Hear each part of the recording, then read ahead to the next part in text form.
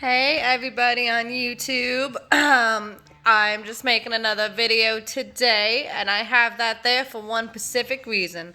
I'm showing you guys these crosses because I want everybody to remember what God does for you. If you pray and you ask Him to help, He helps. And, sorry people, you know how I know this? A little fun fact. Because see this house? And you see that little baby boy right there? That's my boy. I love him to death. To death. I would do anything for that son, for that boy, for my son. And I am posting these videos as a way to help. Today we're not going to talk about the rest of my life. There's plenty of days for that.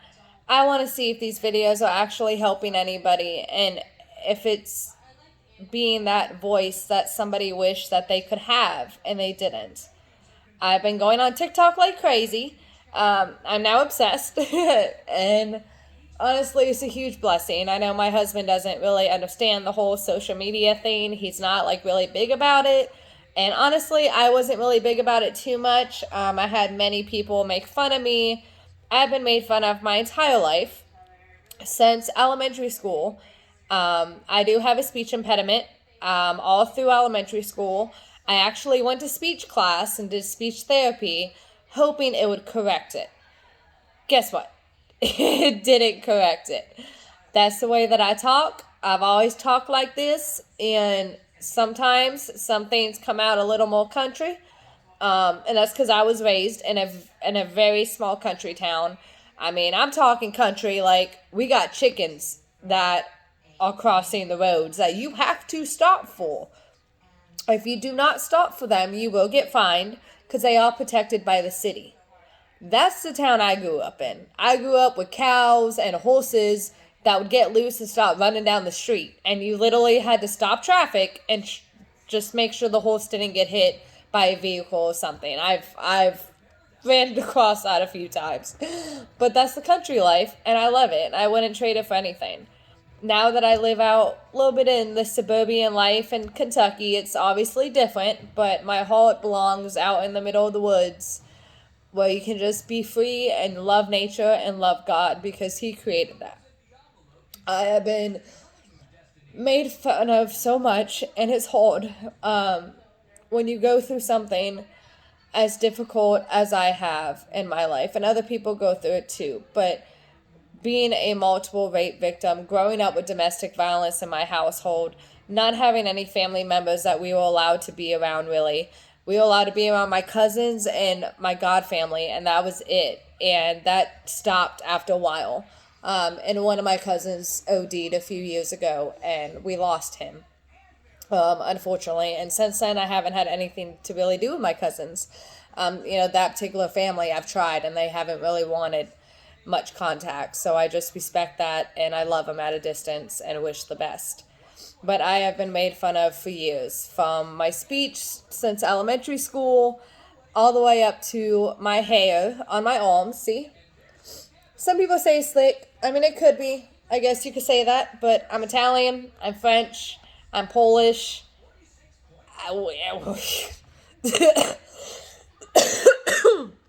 Like, what do you expect? You know what I'm saying? Like, it's heritage. But people are very ignorant, and people make fun of it because they are just ignorant and they're not secure about themselves. So they have to come after other people. And as I'm going to start my journey with YouTube and TikTok, I hope that people would just remain positive. The other reason why people have made fun of me, especially as an adult, because I have struggled with depression and anxiety. A lot of people do. I've obviously had PTSD because of the rapes that I had went through and the violence that I grew up with at my house. So I've had PTSD for a while. I didn't get diagnosed with it until mid-20s, but some of the symptoms, I was having those symptoms in high school. And I didn't know what they were because, my mom, I would try to talk to my mom about what happened, and she would blame me for it, or she would say that I was lying and tell me that the other person is a good person and they wouldn't do that. And now, years later, she totally has flipped a switch and acts like she's never liked the person her whole life, you know? Like, and the fact is that she stood by that person instead of her daughter.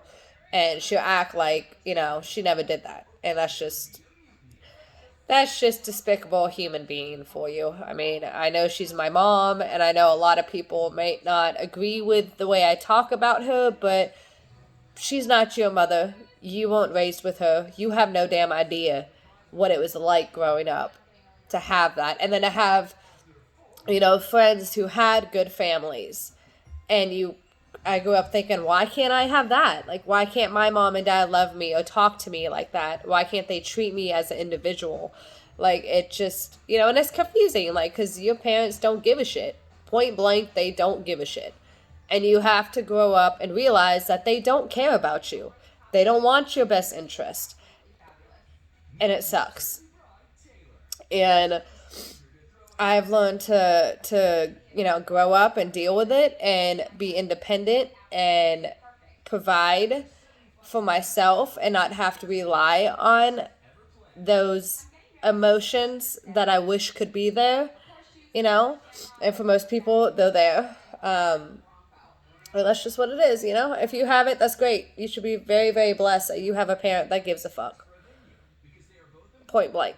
Treat them with respect and love them, because not all of us have that privilege in life, even though that should be something you have. I also have been made fun of as an adult because of my PTSD. I'm about to show you guys why I say that. And I have so many people that look at me funny, people that won't even talk to me because of it. And, you know, it sucks, but at the same time, like, you haven't been through traumatic experiences or understand what mentally goes on in somebody's head when they go through that. And then when they have family members, you know, the only family, desert them and, you know, say, oh, figure it out yourself, you know? Like, I never got counseling from my parents. I went and got counseling for myself when I was in my 20s because I wanted to be better. I wanted to be able to be a wife, and I wanted sorry. I wanted to be able to be a mom.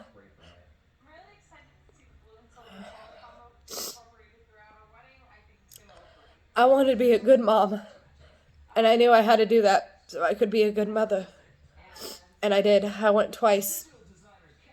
And I'm very thankful that I did. Because now I can actually be a mom like I should be. And give my children what I never had. But I hate getting emotional. I'm not a very good emotional person. That's not really my forte. I'm more of a shut off, brick wall type of person. But this whole thing is completely out of my comfort zone, and it is to help somebody else. And if that means that I have to be uncomfortable and I have to be vulnerable to be there for somebody so they don't go through what I had to go through, I'll do it any day of the week. Doesn't matter. I have a TikTok. If anyone sees this and then they want to comment and you want to, you know, you want that inspiration or just someone that'll listen to you. That's the reason why I'm doing this. It's not comfortable for me. It's not easy. But, I mean, it's not supposed to be. So, it's okay. There's a lot of things, a lot of little twerks about people, and I just want to get to know them and embrace them like you should. But, anyways, so, this is the reason why I say people make fun of me for my PTSD, and they've made fun of me for years. I started to self-mutilate when I was in 8th grade. I try to keep it quiet. A couple people knew about it, but they never said nothing, and my parents didn't find out until high school, 2 years later. Then they found out that I was cutting myself. But I started when I was in 8th grade, after I had been assaulted the second time. So, you know, not fun. But because I had been through all that craziness, it's not something I can take back. I can't go get these lasered off. It is what it is. And I've learned to not be shy and scared about them but people are still judgmental and still give me looks and do not educate their children. So the children, of course, don't act polite, but it's not their fault. It's totally the parents' fault on that one. But here we go. I'm going to let y'all see. This is why people make fun of me.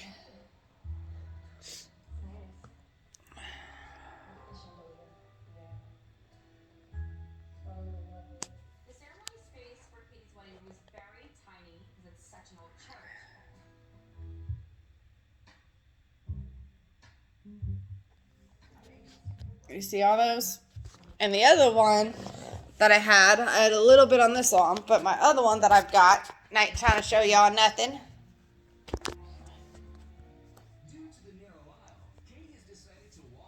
See? And yes, I might be pregnant, which is why my belly looks all fat and bloated. So anyone want to make a negative comment about that can shut the fuck up. Just to let y'all know. Oh my goodness, my dog is farting like crazy. He stinks. You stinkies. You're a stinky butt. But that is why a lot of people make fun of me. And they see that and they don't want to talk to me, or they think I'm a crazy lunatic that's going to go out there and harm somebody. And they just don't realize that when you have the situation I was in, it is very difficult when you don't have one single person that was there for you. My sister moved out or got kicked out when I was 13, right after I was raped the second time.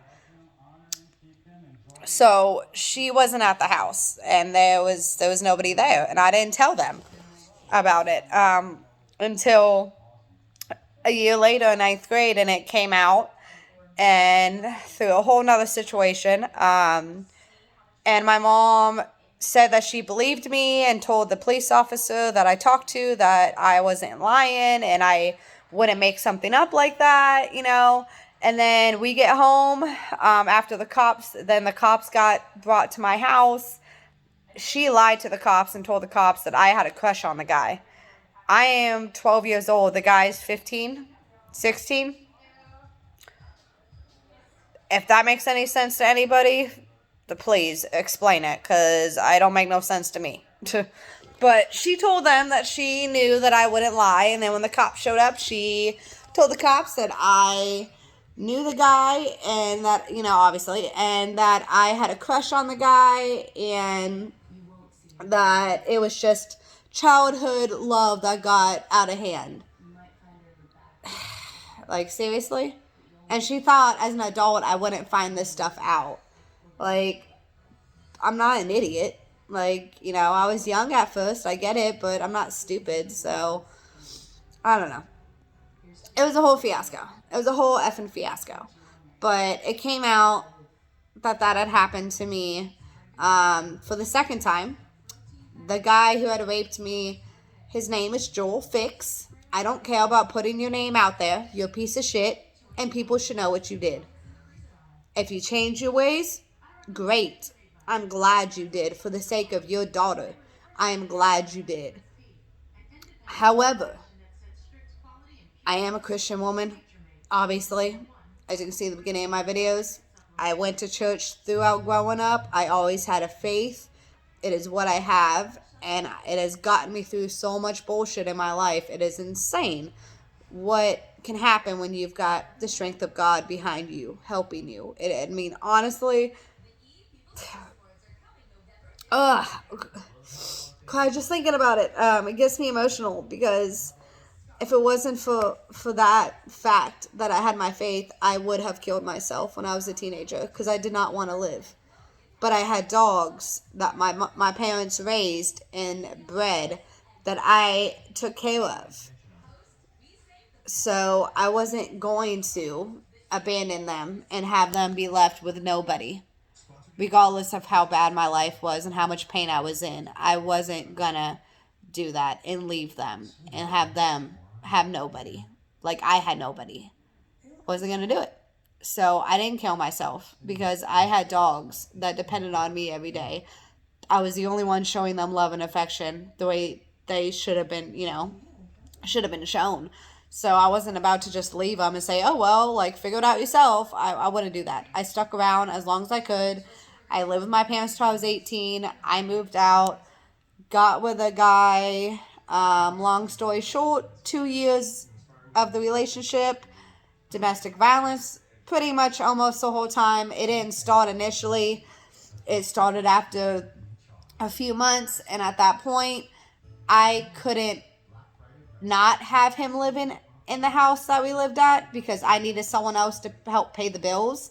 And I had tried to get coworkers to pay the bills. I tried to get my best friend to come live with me. She refused to because she wasn't enough of an adult at that time and mature enough to handle that responsibility. So, nobody could do it.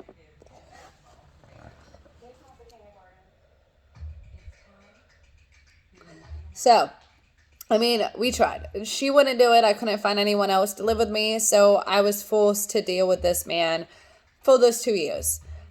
Towards the end, it was a couple weeks before my 21st birthday. We were having an altercation. He took my phone.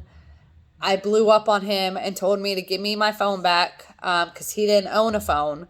He always just used mine when we were together. And I was over the abuse, and at this point, he had already hit me in the stomach a bunch of times. He gave me a black eye. I had to go to work with a black eye, and it was embarrassing to have to go through that. And my employers, I had 2 jobs, and honestly, they both were really pissed off about it, and they both wanted to call the cops and do something, and I told them no. I told him it was fine. It was he had only given me a black eye once, and I could handle it. I had grown up with it. So I don't know. I know it sounds like so weird and so messed up, and it doesn't make any sense. And like now, if I had someone going through that I knew, I would be like, yo, you don't make any sense. But when you're going through that, it's completely different, and it's unfair to try to tell someone else what they should have done if you haven't been in that same position. He didn't start out like that. It just ended like that, But yeah, he got mad and took my phone, and I beat the fuck out of him. He tried to get away from me, and I literally grabbed him by the back of his pants and threw him on the ground. I jumped on him, and I started punching his ribs. Never hit me after that. Ever again. I haven't even seen him since that altercation. Cops got called. Neighbors called the cops because they heard the screaming going on. And I have never seen him since. And I don't have to deal with that man ever. And it was well worth it. And I would do it again. So, craziness. Crazy. But today we're just kind of hanging out. My son is at his grandma's. So it's just me and the dog. And it's really boring. That's why I'm on TikTok. Because it's so much more fun than this kind of boringness. Like, I totally could do homework. And I have to. And I will. But other than the homework, it's boring as heck. Ugh. I need to meet some Kentucky moms because mom life can be very boring and secluded, and totally need to get out and do stuff play cornhole. Anyone knows how to play cornhole? And you live in Kentucky? Let me know. Alright, so for today, we're gonna sign out. We're gonna get some stuff done, get some house cleaning done. And I don't know, kind of not really do much today. Today's a really easy, slow day for me. So peace out, y'all. Hope you guys have a good day. And remember, God is great, and he will help you through anything if you allow him to. Bye, y'all.